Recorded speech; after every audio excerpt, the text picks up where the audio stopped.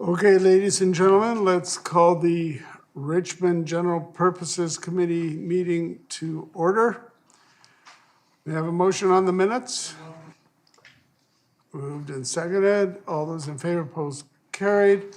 So we're starting off with the delegation. We'll call forward Kelvin Higo on the advisory committees, Stevenson Japanese Canadian Cultural Center, and Joseph Fry, the founding principal of the HAPA Collaborative, to discuss the Nicky Memorial Public Art Project and present the Canadian Society of Landscape Architects Award of Excellence. Hi, guys. Welcome. Thank you.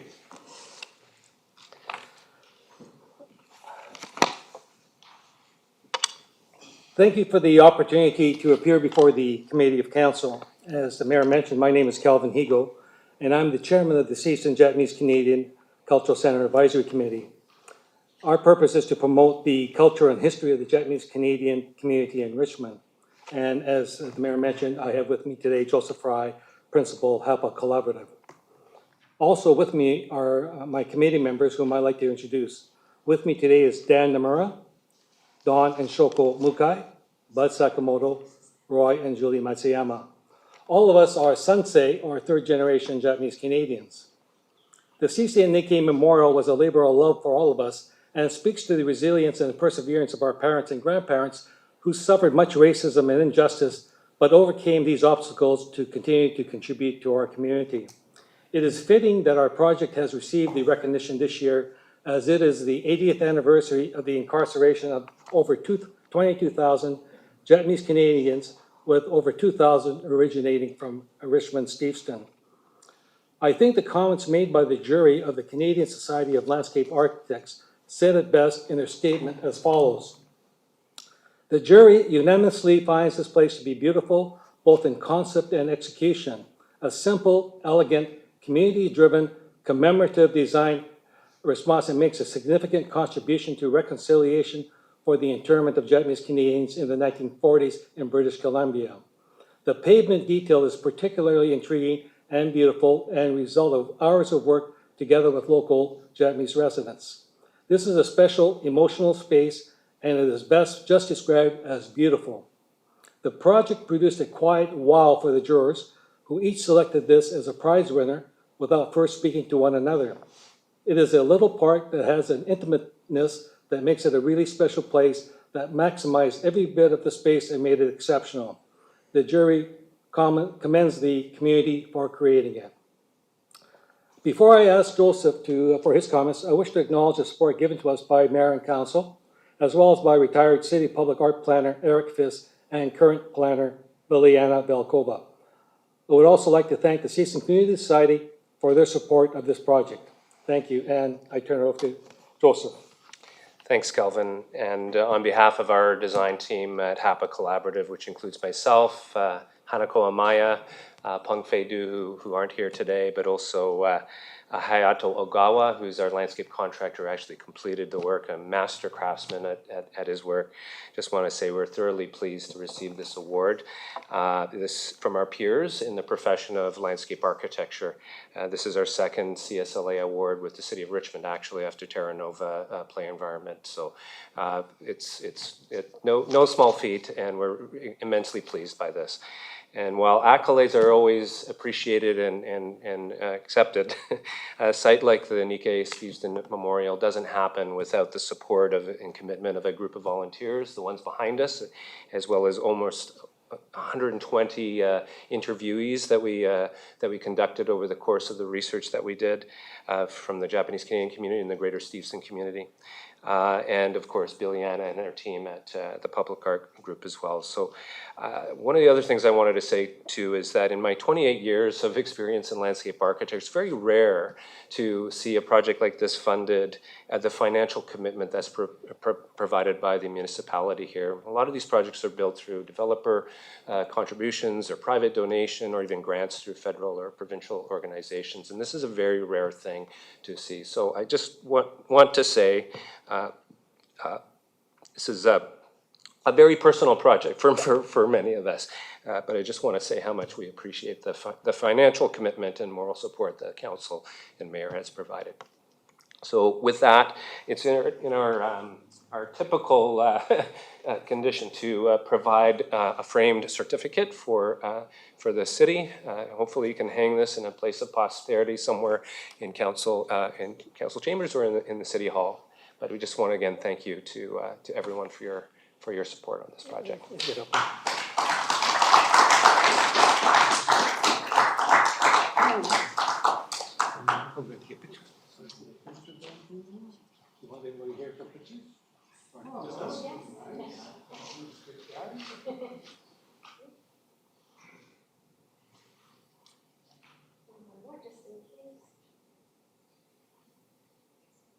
You all want to come? Come on, for one picture, for you guys.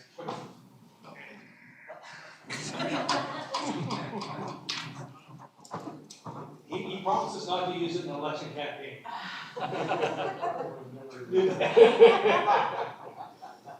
Come on, let's move in. Hey, guys, go on.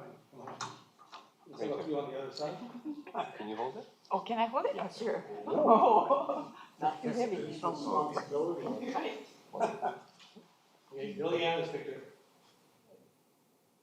1, 2, 3, and then we'll take one more. 1, 2, 3. Thank you very much. Thank you. Thank you. Okay, 18 more.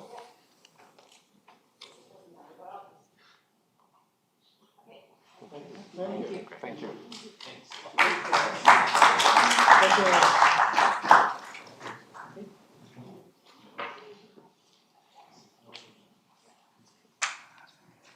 Just before all of you go, I didn't have a chance a minute ago to make any remarks. I just want to say how pleased we are with this public art.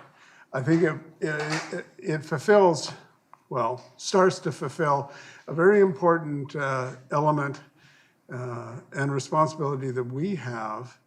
And the art itself is very moving and very powerful. And I think I was talking, I think it was to Joseph at the volunteer reception, and I made the comment that I get comments from the public all the time, specifically about how important and powerful that public art is. So I want to congratulate all of you, because it doesn't happen as the result of just one person. You talked about our input. Well, I'm talking about your input. The city was very pleased to work with your group to make sure that very important artwork came to fruition. So thank you, and it's really an honor to have this award. And we appreciate all the endeavors and the input that you made to this important project. So thank you very much.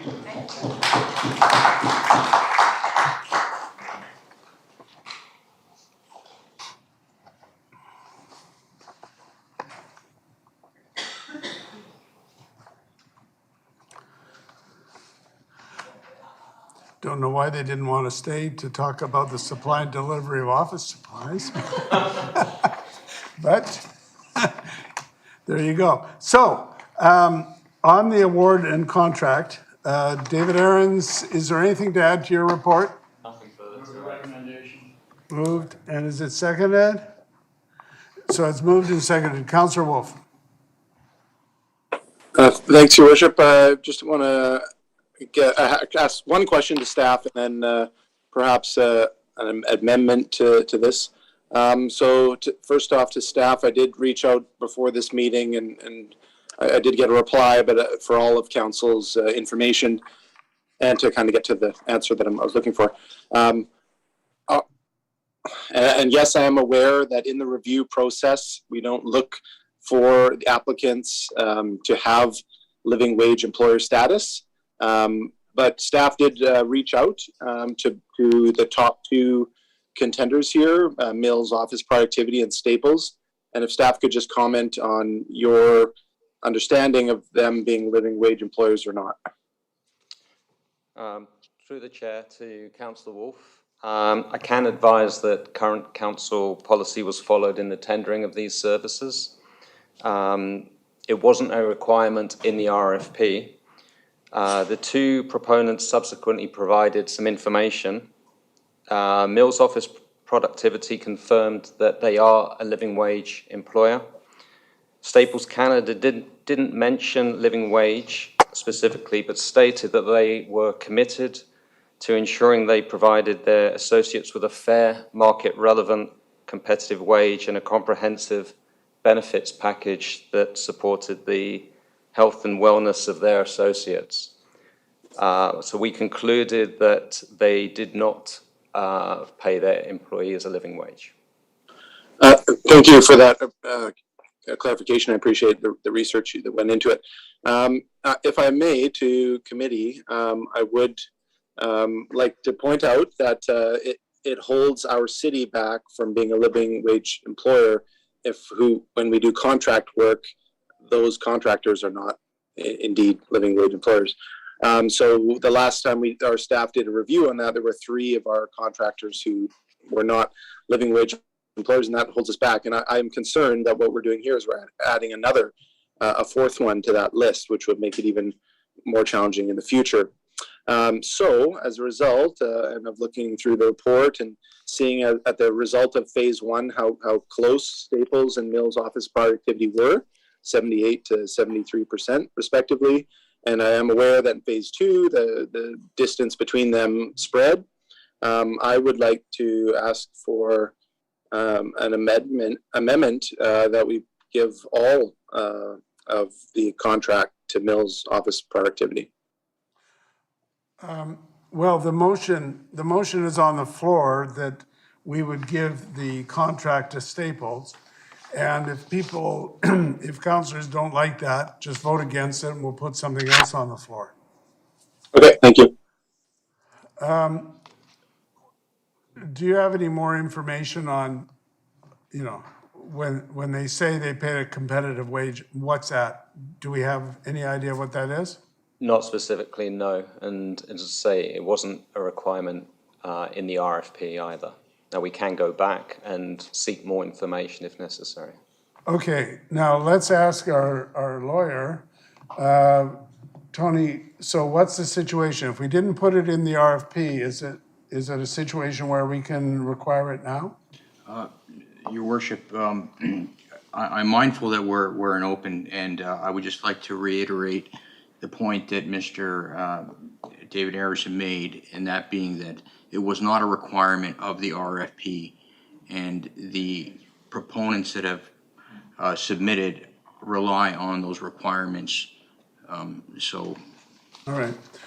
So maybe what we could ask the 2 of you to do is to give us maybe a confidential memo or some more information in the next week before it goes to council to further elaborate on this, if you could. Yes, Your Worship. Yes, Your Worship.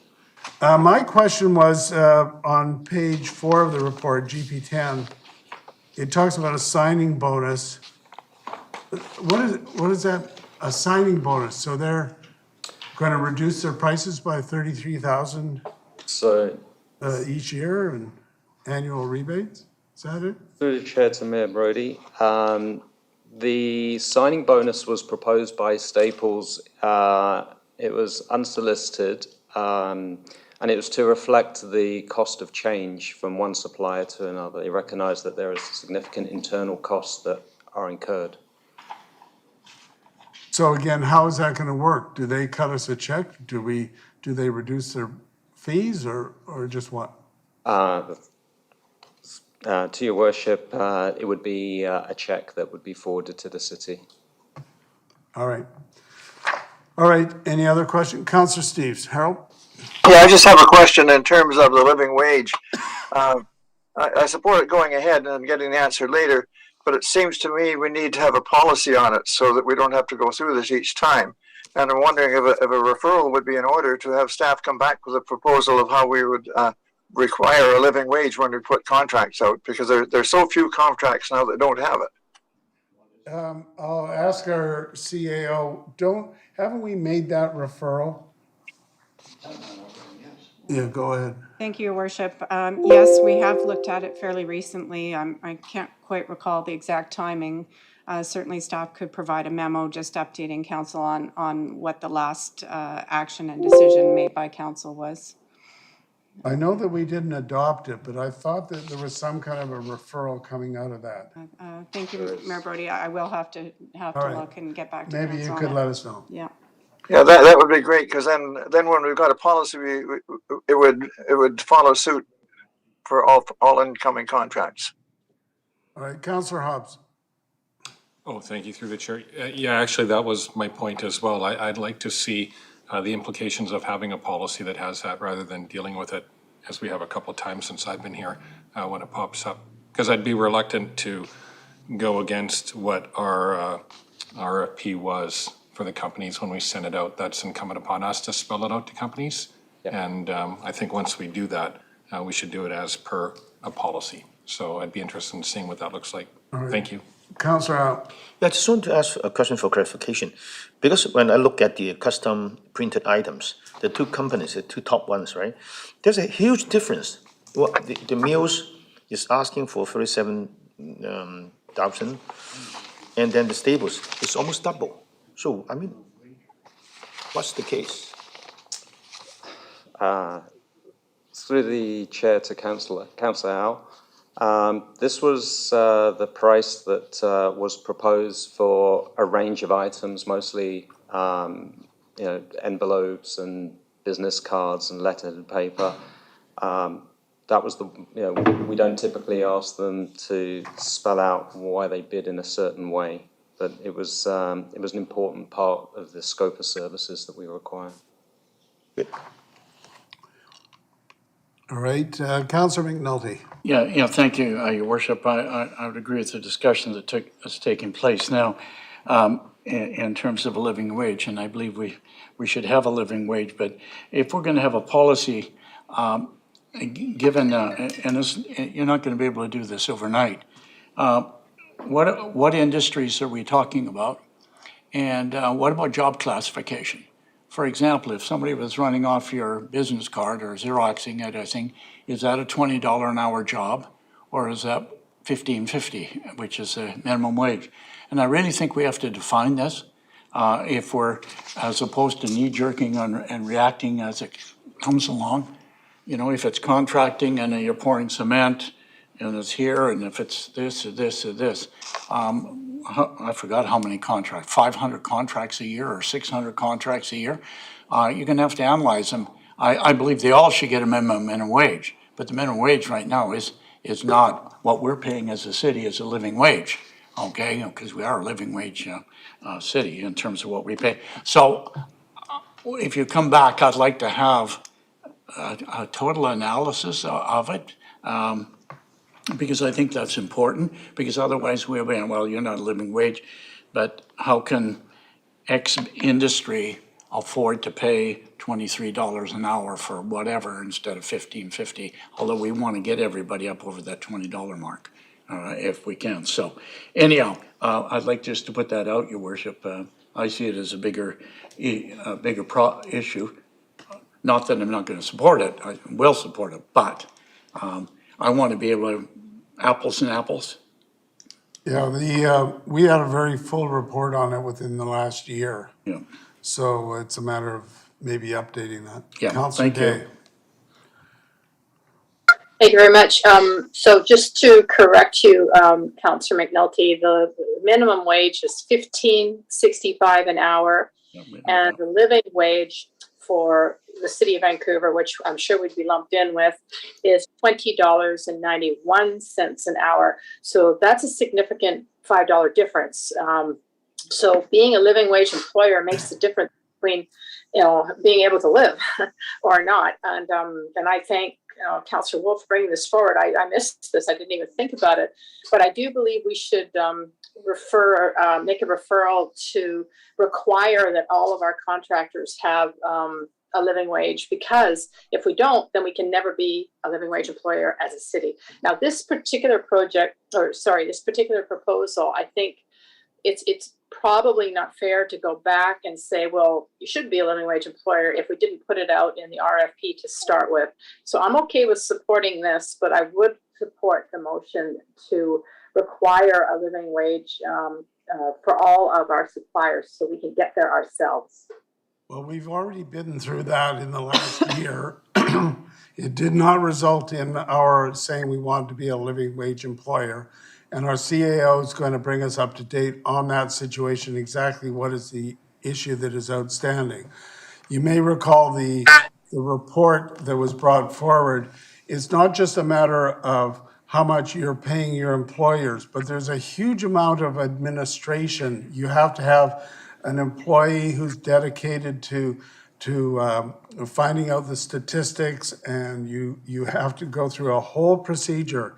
And were it as simple as just saying we're going to pay X dollars, and we call that a living wage, that would be fairly simple. This is not simple. It requires a whole administrative regime to watch over it. So we'll get the update from our CAO and the others, and we'll see where we want to go from there. And we'll see what's outstanding as well, because I think I'm pretty sure there is an outstanding referral. So the motion then to require the living wage of our suppliers, that will be dealt with after we vote on this? We will not be voting on that today. We're going to wait for more information to come forward from our staff, and we will then assess exactly what is outstanding and what should follow from that. So I'm going to call the question on the motion in front of us. All those in favor? Any opposed? That is carried. Brings us to the circular city strategy. Peter Russell, anything to add to your report? Nothing to add, Mr. Chair. All right, someone want to move it? Recommendation. Okay, so it's moved and seconded. Discussion on that, Councillor McNulty? Thank you, Worship. Outstanding report. Thank you very much for it. I just was curious because there's a lot in it. You're going to read it a number of times. What about the circulation of that report if it's adopted by council? I mean, this is a document that the Chamber of Commerce should be reading in some of our business groups, et cetera, of what we're doing.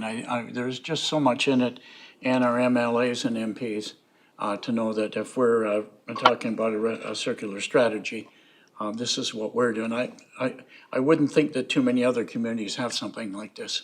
This is probably unique, and we're moving along on it, a good job. But I think in our business community and for economics, I think we should be having it circulated wider. Well, I take Metro it from the Vancouver. first part of the Resolution A, this is going out for some public consultation and then something's coming back. That's correct, Mr. Chair. You know, but I didn't include them as publics. That's why I was wondering specific publics. Well, yeah, staff will then take it out to the public, we'll get more information, and then we'll adopt it finally. Sure. Metro Vancouver is another organization that Yep. should be advised with the National Zero Waste Council because they're heavily involved in this. Yes, Mr. Chair, we'll circulate to stakeholders as well. Okay, thanks very much. All right.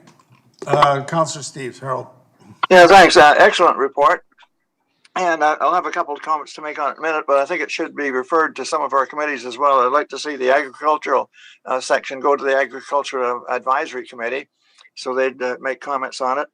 And looking at the agricultural part, Metro Vancouver brought in spent 6 years developing a food security plan, which was adopted in 2011, and it sat on the shelf ever since.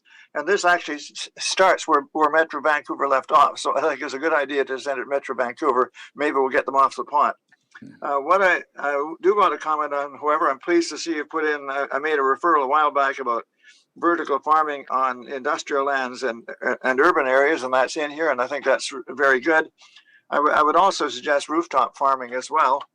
And something that has just hit me this last month is the changing climate. I was contacted with somebody doing a study in agriculture and wanted to know how badly we were hit on our farm here in Richmond with the flooding and forest fires and extra heat. And I said, well, no, we just had a bumper crop of cantaloupe, believe it or not. Cantaloupe, you grow it in Mexico. We've been growing it for years, and we might get 2 or 3. They call them muskmelons, the ones we grow. about 2 or 3 3-pound muskrats. This year we got 200 on just 2 or 3 plants. Same thing with our tomato crop. It doubled. The heat-loving plants just loved it as long as you got water. So we need to be having in here something about adapting to new agricultural methods as well, because the climate has changed, and we don't have to go with the same old crops and have a struggle to be able to produce them when we can introduce some new ones as well.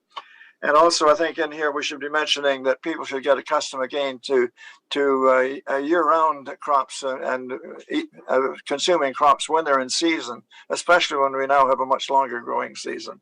So those are my additions that I didn't find in here, but the list is incredible. It's really, really good, and I think that through all the other sections of the report need that kind of discussion, because I think we're way ahead of everybody else with this report.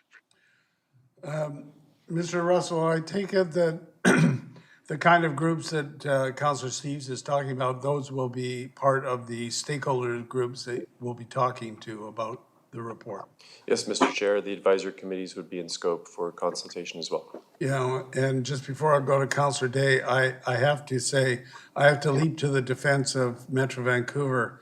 The National Zero Waste Council, which I chaired for 7 years, they've been deeply involved in the circular economy, and I think that they were the national group is basically because of the efforts of the National Zero Waste Council, the national group for that we're part of for the circular economy. Councillor Day. Thank you very much, Mayor Brody. Well, I think this is a fantastic report, and I love that there are 6 directions and 84 actions. That just holds us to the purpose of this. The one that I'm really intrigued with is number 6, which is the repurposing of materials.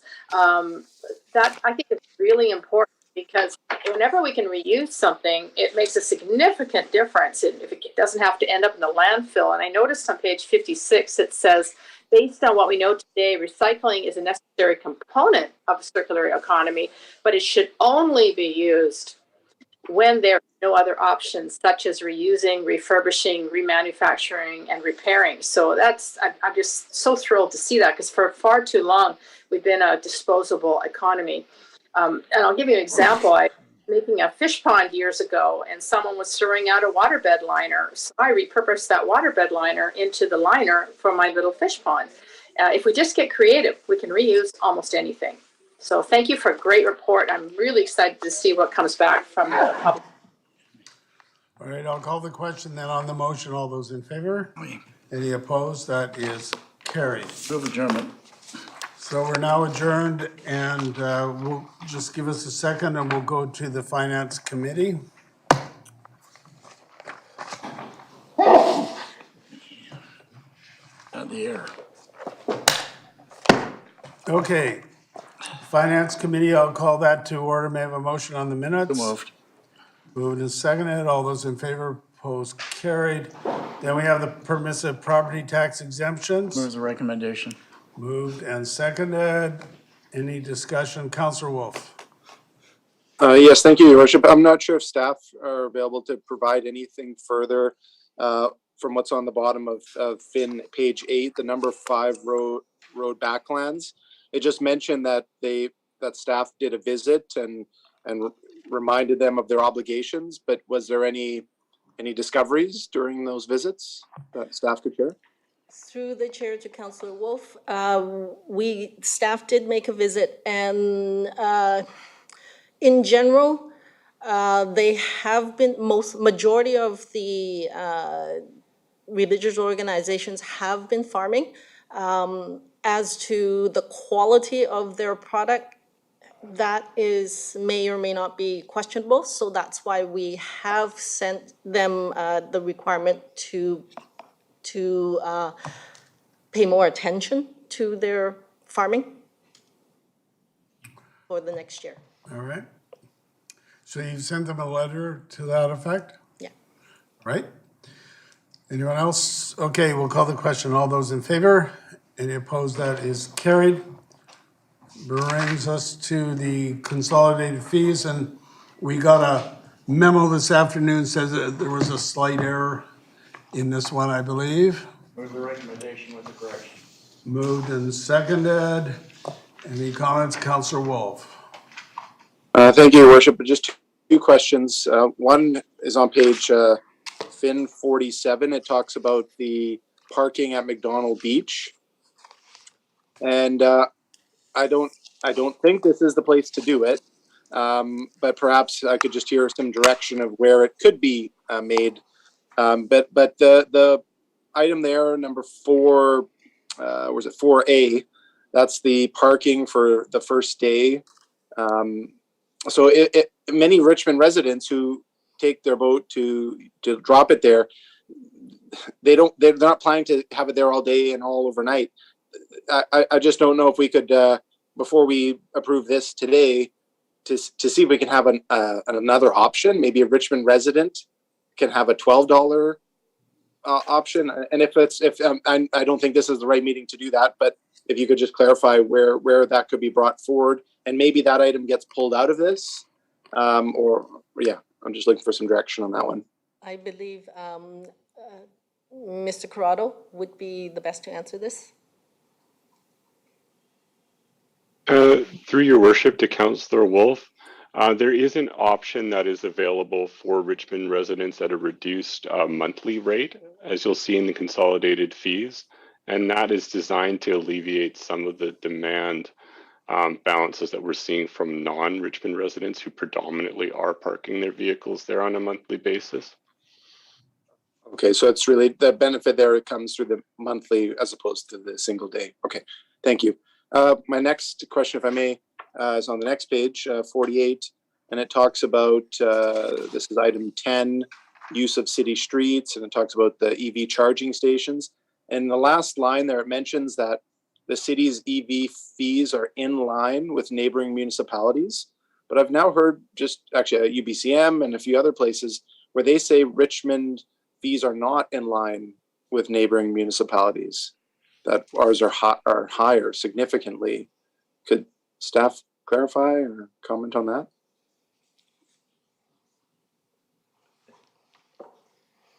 Through the chair to Councillor Worf, when the rates were brought forward, we did provide a comparison. I can look at that again and provide that information. More or less, we were in line. We had some differences because we had such high demand that we did have a situation where after a certain amount of time, the rate would go up, which was a unique feature. But that was an effort to make sure there's a rotation of users. Great, yeah, I appreciate it if you can look into it, and maybe there needs to be a correction in the next round or so. Okay, thank you.